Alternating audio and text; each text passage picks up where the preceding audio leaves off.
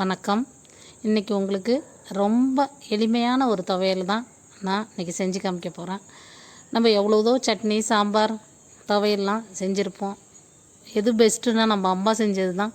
நம்மளோட அம்மா சமையல் தான் நம்ம மனசில் நிற்கும். அதே மாதிரி எங்கள் அம்மா செஞ்ச ஒரு துவையல் தான் இன்றைக்கி நான் உங்களுக்கு செஞ்சு காமிக்க போகிறேன். ரொம்ப எளிமையானது, பார்க்குறப்பயே எச்சி ஊறும் நாக்கில், அவ்வளோ டேஸ்ட்டானது. எப்படி செய்யலான்னு பாருங்கள். ஒரு கைப்பிடி அளவு காஞ்ச மிளகாய், 2 கைப்பிடி அளவு பூண்டை நல்லா நைஸாக நான் நீட்டாக கட் பண்ணியிருக்கேன். அதே மாதிரி மிளகாயையும் குட்டி குட்டியாக கத்திரிக்கோலெல்லாம் கட் பண்ணிக்கிட்டேன். ஈஸியாக அப்போ தான் வதங்கும். ஒரு பெரிய தோசைக்கல்லில் தான் நான் வதக்க போகிறேன். இரும்பு தோசைக்கல் ரொம்ப முக்கியம். அதில் நல்ல செக்கில் ஆடின நல்லெண்ணெயை ஊற்றி காஞ்சோன்னே அந்த பூண்டை போட்டு அதில் நல்லா இந்த பூண்டை சேர்த்து நல்லா செவக்க வதக்கணும். ரொம்ப சிம்பிள்.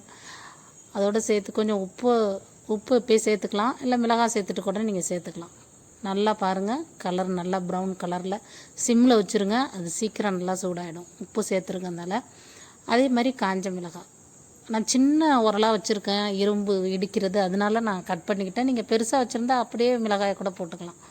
அடுத்தது மிளகாயும் சேர்த்து நல்லா அதே மாதிரி வதக்கி எடுத்துங்க. நான் பூண்டு அள்ளுறதுக்குள்ளே மிளகாய் வந்து கொஞ்சம் கலர் சேஞ்ச் ஆகிடுச்சு. நீங்கள் அப்படி இன்னும் கொஞ்சம் நல்லாவே வதக்கி எடுத்துக்கலாம். போட்ட உடனே தோசைக்கல் நல்லா சூடாக இருக்கும் குறைச்சி வச்சாலே. இது ரெண்டையும் இப்போ என்ன பண்ண போகிறோம் சேர்த்து, அது ரொம்ப முக்கியம். ஆட்டுக்கல், நம்ம குடகல், எங்கள் வீட்டில் குடகல் இருக்கும். நிறைய பேர் இருந்ததுனால ஒரு சின்ன இரும்பு உலக்க இருக்கும், அதில் போட்டு தான் இடிப்பாங்க. அதனால் அந்த இரும்பு வாணலியில் வதக்கி அந்த கருங்கல் இந்த இதில் போட்டு இடிக்கிறப்போ அதோட வாசனையும் அதோட ருசியும் ஐயோ சொல்லவே முடியாது. 5 இட்லி சாப்பிட்டிங்கன்னா 10 இட்லி கண்டிப்பாக சாப்பிட்லாம். அவ்வளோ டேஸ்ட்டாக இருக்கும். அது கொஞ்சம் கொஞ்சமாக போட்டு நான் என்ன பண்ணேன், அதில் கொஞ்சம் கொஞ்சமாக இடித்து ஸ்பூனால் கிளறி விட்டு கொஞ்சம் பெருசாக இருந்தால் இடிக்கிறதுக்கு வசதியாக இருக்கும்.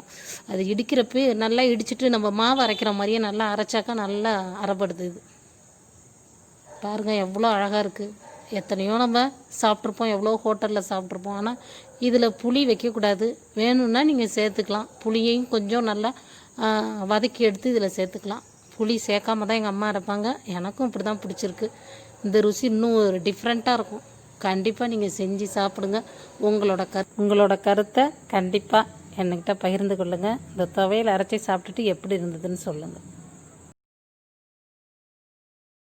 இந்த வீடியோ பிடிச்சிருந்தா லைக் பண்ணுங்கள், ஷேர் பண்ணுங்கள். இது வரைக்கும் நம்ம சேனலை சப்ஸ்கிரைப் பண்ணாதவங்க கண்டிப்பாக பண்ணுங்கள். அப்படியே பக்கத்தில் உள்ள பெல் பட்டனையும் கிளிக் பண்ணுங்கள். நன்றி, மகிழ்ச்சி.